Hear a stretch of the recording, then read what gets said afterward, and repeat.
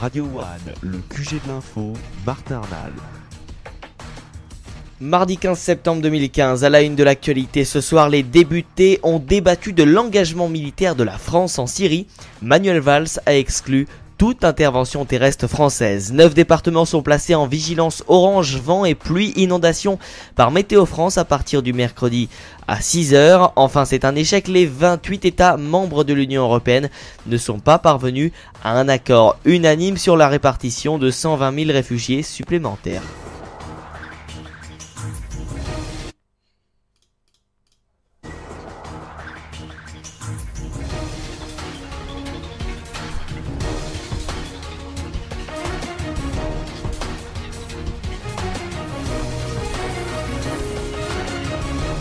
Le QG de l'info.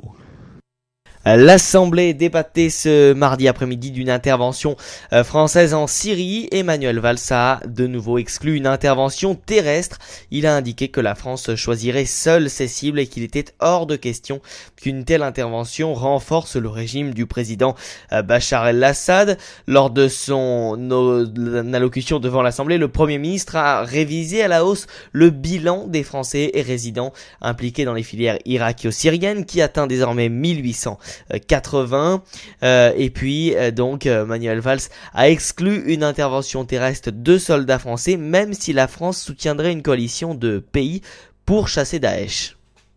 Ce que les exemples en Irak et en Afghanistan nous apprennent, c'est qu'il faudrait mobiliser plusieurs dizaines de milliers d'hommes qui seraient alors exposés à un très grand danger. Et c'est d'ailleurs le piège qui nous est tendu par les djihadistes. Nous contraindre à intervenir sur leur terrain pour nous enliser, pour invoquer contre nous un soi-disant esprit de croisade, pour susciter une solidarité devant une prétendue invasion. Le président de la République a donc répondu de manière très claire. Toute intervention terrestre, c'est-à-dire toute intervention au sol de notre part ou occidentale, serait inconséquente et réaliste. Aucun de nos partenaires ne l'envisage d'ailleurs.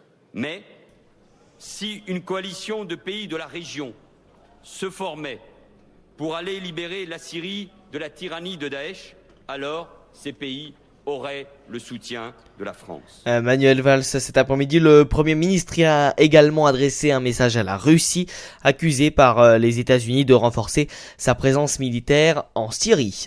En raison d'un nouvel événement de forte pluie, Météo France a placé les 9 départements de l'Ain, l'Ardèche, la Drôme, l'Isère, la Loire, la Haute-Loire, le Puy-de-Dôme, le Rhône et la Saône-et-Loire en vigilance orange. Les ondées seront accompagnées de rafales pouvant atteindre 100 km/h.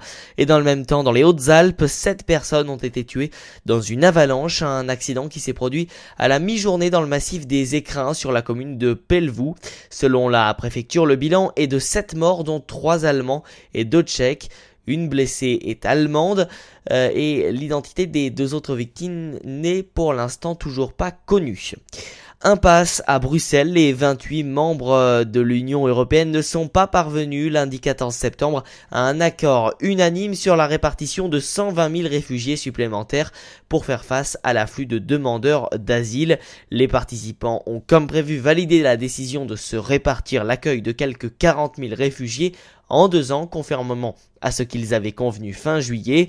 Enfin, les ministres allemands et français ont préféré insister sur une série d'avancées concrètes obtenues lundi. Et dans le même temps, en Hongrie, la frontière est fermée.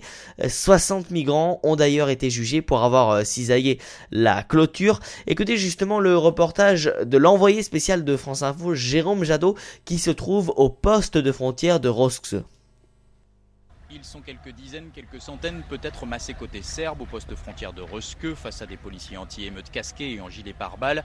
Mais les portes censées ouvrir à 7h restent fermées. Une clameur monte de temps en temps de la foule. Perdant patience, un groupe d'une quinzaine de Syriens s'approche alors de la clôture barbelée. Il y a des milliers de personnes qui sont passées. Pourquoi est-ce que vous ne nous ouvrez pas? On a marché pendant des jours et des jours. Fatigue, énervement, certains tentent de passer sous ces barbelés. Une Jeep arrive aussitôt avec des militaires pressant le groupe de regagner le poste frontière. S'il vous plaît, s'il vous plaît, s'il vous plaît, on vous en supplie.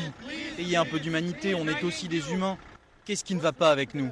En guise de réponse, c'est une brigade canine qui vient en renfort. Ce groupe-là ne passera pas. Cette nuit, 3 autres Syriens sont passés et ont immédiatement été arrêtés. C'était sur la partie la plus surveillée de la frontière, survolée par des hélicoptères avec des patrouilles tous les 200 mètres. Un peu plus loin des caméras, à une quinzaine de kilomètres, un Afghan passé lui aussi dans un trou de la barrière ce matin a au contraire tenté d'arrêter plusieurs véhicules de police pour demander de l'aide en vain. Il marche sans chaussures, il a les pieds meurtris, il ne peut plus avancer. À la frontière serbo-hongroise, Clémence Bonfils, Jérôme Jadot, France Info.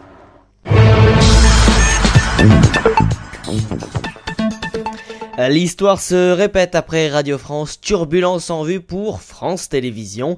Dans une lettre adressée lundi aux administrateurs du groupe Télévision et que nos confrères du Figaro se sont procurés, la nouvelle présidente tire la sonnette d'alarme sur les finances du groupe. La ministre de la Culture a donc rendu public ce week-end un arbitrage du gouvernement concernant l'audiovisuel public, écrit la patronne Delphine Ernotte. Dans un entretien accordé au JDD, Fleur Pellerin a en effet déclaré que la redevance n'augmenterait que de 1 euro pour passer à 137 euros, mais que les télécoms seraient taxés davantage pour abandonner les ressources de l'audiovisuel public. Alors le scénario a déjà un petit air de déjà vu, puisqu'en janvier dernier, souvenez-vous, Mathieu Gallet, le PDG nommé quelques mois plus tôt à la tête de Radio France, s'était alarmé d'un déficit possible de 50 millions d'euros en 2019 si rien n'était fait d'ici là. Enfin, lors d'un récent déjeuner de l'association des journalistes des médias, elle avait estimé que contrairement à Radio France, beaucoup d'efforts ont déjà été fournis par la maison France Télévisions. En bref, 4 hommes français soupçonnés et interpellés à Marbella, soupçonnés de séquestration en Espagne. Ces 4 hommes accusés d'avoir séquestré pendant près de 2 mois un homme d'affaires du sud de la France auquel ils ont extorqué 1,3 million d'euros. La police espagnole les a arrêtés à Marbella dans le sud de l'Espagne. François Villerat de Gallo a été choisi par François Hollande pour devenir, à compter du 31 octobre prochain, le prochain gouverneur de la Banque de France. Il était jusqu'en avril directeur général délégué de BNP Paribas. Un grave conflit d'intérêts que dénoncent quelques 150 économistes dans une tribune parue dans Le Monde, avec parmi eux Thomas Piketty. Selon les syndicats, ce sont 2000 salariés d'Areva qui se sont mobilisés ce mardi devant le siège du groupe d'énergie nucléaire à La Défense dans les Hauts-de-Seine. Après une année 2014 difficile, le géant a annoncé la suppression de 6000 emplois, dont au moins 3000 en France. Écoutez Jean-Luc, il est salarié et il exprime ses doutes sur la restructuration de l'entreprise. Aujourd'hui, oui, c'est ce qui est dans les cartons, puisque on va éclater Areva en deux. Toute la partie combustible et réacteurs va partir chez EDF. Et donc la partie cycle du combustible va rester à Areva. Donc on revient à l'ancien Cogema. Et donc ça s'accompagne d'une baisse d'emploi qui est très importante. Par exemple ici à Areva, le corporate, c'est une personne sur 2 pratiquement qui doit partir. C'est énorme. Les sites de production sont un petit peu moins touchés parce que c'est ce qui fait quand même vivre une entreprise, c'est la production. Mais il y a quand même énormément d'effectifs qui vont disparaître. Donc, voilà, on est quand même inquiet. La Corée du Nord veut sa bombe atomique et elle le fait savoir. Pyongyang a en effet annoncé la relance d'un réacteur nucléaire considéré comme sa principale source de plutonium à usage militaire. Une annonce qui met en péril la relative accalmie observée sur la péninsule coréenne depuis l'accord signé avec son voisin du Sud cet été. C'est la fin de cette édition, merci de l'avoir suivi et à demain. Le QG de l'info.